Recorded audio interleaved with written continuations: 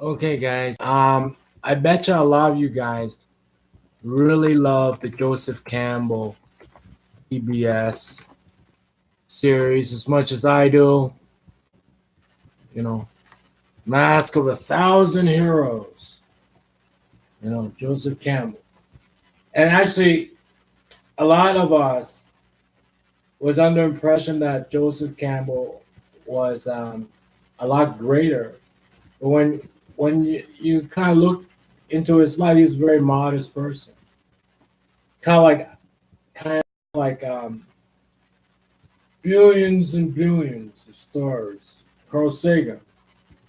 Because actually, without PBS, he would be a very modest academic. Billions and billions of stars. I think I'll sit here and take a break and stare at a nice girl. Um, and Joseph Campbell is very similar. He wasn't really built. He wasn't. He didn't set out to become a celebrity. But PBS kind of made him, and Bill Moyer kind of made him a celebrity. And then everybody went and bought his books, and they're so interesting. So this is a little talk about gods. Before Jesus and all the religions and stuff.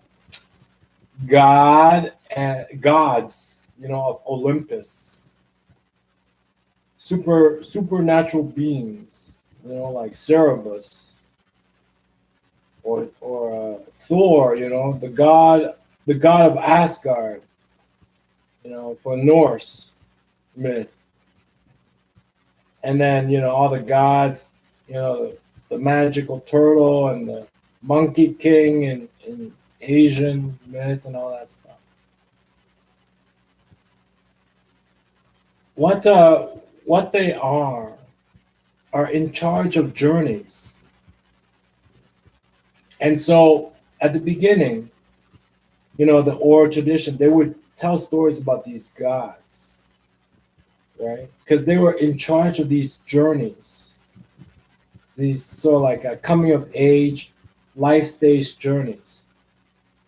It was only later on that they created the human character of the hero.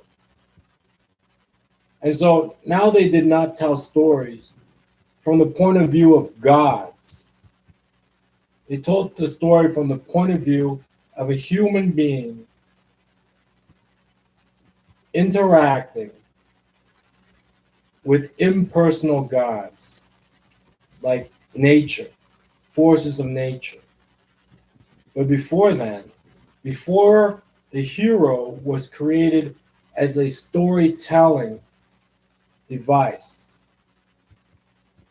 they told stories from the perspective of the elements, from the perspective of the sun and the wind and the tornado and the hurricane and puberty and love, from the perspective of the elements.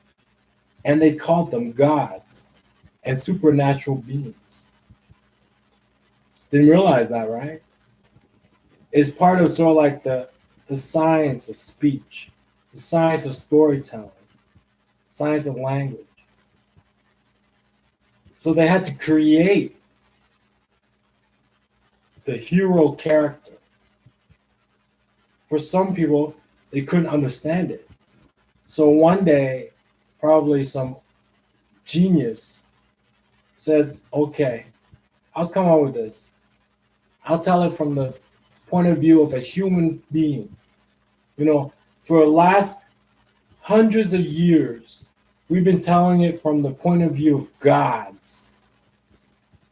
Gods who control love, gods who control wind and rain and the ocean. But these students, they're so dumb.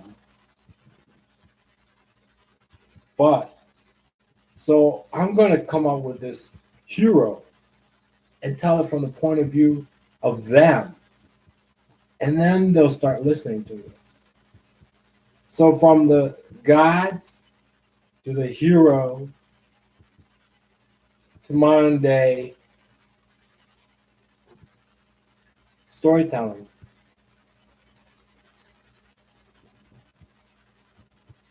You know, I would really like to live out the rest of my life stuck with a hot piece of ass with some nice, like with beautiful smile and smells nice all the time and wears like gorgeous dresses and just has fun all the time. You're hearing this story from my point of view. See you later, suckers.